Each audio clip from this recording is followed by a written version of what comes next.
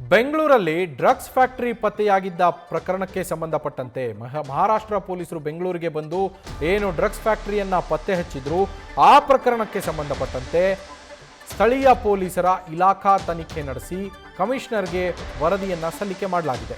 ದಕ್ಷಿಣ ವಿಭಾಗ ಡಿಸಿಪಿ ಅವರ ನೇತೃತ್ವದಲ್ಲಿ ಈ ತನಿಖೆ ನಡೆದಿದೆ. ಇದರ ವರದಿಯನ್ನ ಈಗಾಗಲೇ ಕಮಿಷನರ್ ಅವರಿಗೆ ಸಲ್ಲಿಕೆಯನ್ನ ಮಾಡಲಾಗಿದೆ. ಸ್ಥಳೀಯ ಪೊಲೀಸರ ನಿರ್ಲಕ್ಷ್ಯದ ಬಗ್ಗೆ ಆರೋಪ ಕೇಳಿಬಂದಿತ್ತು. ಇದೀಗ ವರದಿಯಲ್ಲೂ ಕೂಡ ಕರ್ತವ್ಯ ಲೋಪ ಆಗಿದ್ದು ಬೆಳಕಿಗೆ ಬಂದಿದೆ. 3 ಠಾಣೆಗಳ ಇನ್ಸ್ಪೆಕ್ಟರ್ಗಳಿಂದ ಕರ್ತವ್ಯ ಲೋಪ ಆಗಿದೆ ಅಂತ ಡಿಸಿಪಿ ಅವರು ನಡೆಸಿರುವಂತಹ ಇಲಾಖಾ ತನಿಖೆಯ ವರದಿಯಲ್ಲಿ ಬೆಳಕಿಗೆ ಬಂದಿರುವಂಥದ್ದು. ನಮ್ಮ ಕರೆಸ್ಪಾಂಡೆಂಟ್ ಶಿವು ಲೈವ್ನಲ್ಲಿ ಜಾಯಿನ್ ಆಗಿದ್ರು. ಶಿವು, 3 ಪೊಲೀಸ್ ಠಾಣಾ ವ್ಯಾಪ್ತಿಯ ಇನ್ಸ್ಪೆಕ್ಟರ್ಗಳು ಕೂಡ 3 ಪೊಲೀಸ್ ಠಾಣೆಯ ಇನ್ಸ್ಪೆಕ್ಟರ್ಗಳು ಕರ್ತವ್ಯ ಲೋಪ ಎಸಗಿದ್ದಾರೆ ಅಂತೇಳಿ ತಿಳಿದು ಬರ್ತಾ ಇದೆ. ವರದಿಯಲ್ಲಿ ಯಾವೆಲ್ಲ ಅಂಶಗಳನ್ನು ಉಲ್ಲೇಖಿಸಿ ಕಮಿಷನರ್ಗೆ ಸಲ್ಲಿಸಲಾಗಿದೆ ಶಿವಕುಮಾರ್?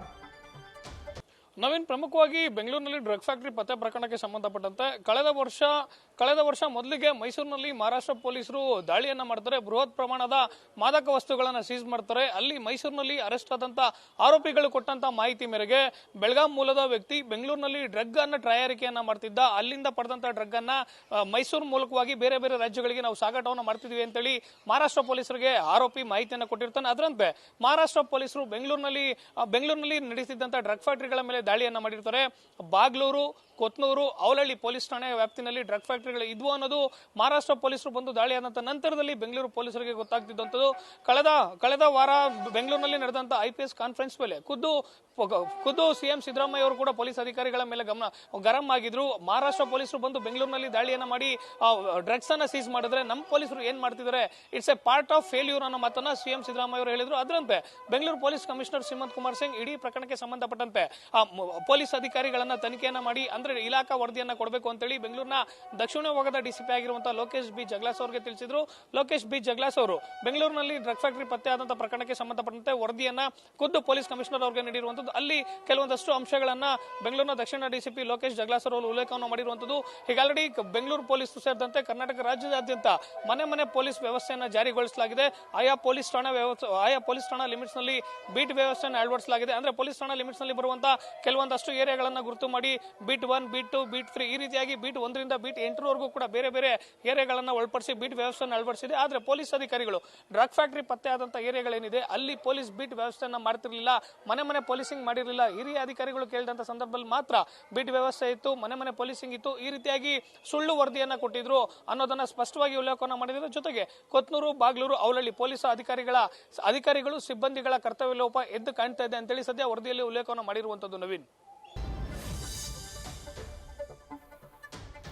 ಈಗಾಗಲೇ ಪೊಲೀಸ್ ಕಮಿಷನರ್ಗೆ ಡಿಸಿಪಿ ಲೋಕೇಶ್ ಜಗ್ಲಾಸರ್ ಅವರು ವರದಿಯನ್ನು ಸಲ್ಲಿಸಿದ್ದಾರೆ. ಇದರಲ್ಲಿ 3 ಠಾಣೆಗಳ ಇನ್ಸ್ಪೆಕ್ಟರ್ಗಳ ಕರ್ತವ್ಯ ಲೋಪ ಎದ್ದು ಕಾಣ್ತಾ ಇದೆ ಅಂತೇಳಿ ಉಲ್ಲೇಖವನ್ನು ಮಾಡಲಾಗಿದೆ.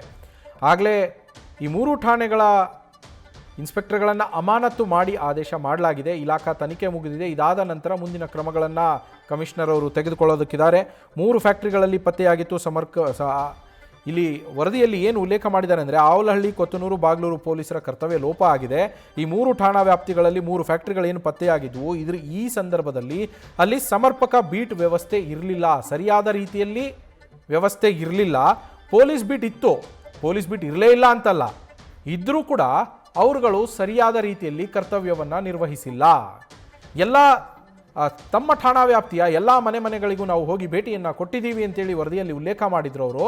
ಆದರೆ ತಪ್ಪು ಮಾಹಿತಿಯನ್ನು ಕೊಟ್ಟಿದ್ರು. ಫ್ಯಾಕ್ಟ್ರಿಗಳ ಬಗ್ಗೆ ಅವರಿಗೆ ಮಾಹಿತಿಯೇ ಇರಲಿಲ್ಲ, ಈ ಸ್ಥಳಗಳಿಗೆ ಅವರು ಭೇಟಿಯನ್ನು ಕೊಟ್ಟಿರಲಿಲ್ಲ. ಹೀಗಾಗಿ ಇದರಲ್ಲಿ ಕರ್ತವ್ಯ ಲೋಪ ಎದ್ದು ಕಾಣ್ತಾ ಇದೆ ಅಂತೇಳಿ ದಕ್ಷಿಣ ವಿಭಾಗದ ಡಿಸಿಪಿ ಅವರು ಕೊಟ್ಟಿರುವ ವರದಿಯಲ್ಲಿ ಉಲ್ಲೇಖ ಆಗಿದೆ. ಅದನ್ನು ಸದ್ಯ ಕಮಿಷನರ್ ಶ್ರೀಮಂತ್ ಕುಮಾರ್ ಸಿಂಗ್ ಅವರಿಗೆ ರವಾನಿಸಲಾಗಿದೆ.